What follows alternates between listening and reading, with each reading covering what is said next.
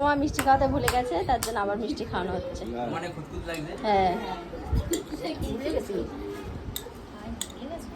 না না, খাওয়াইনি খাওয়াইনি।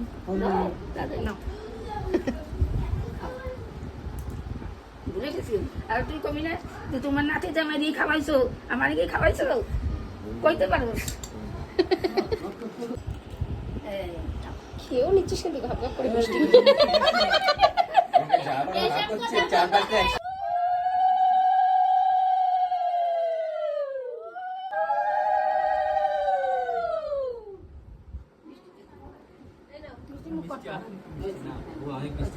ঠিক আছে মা কোথায়? মা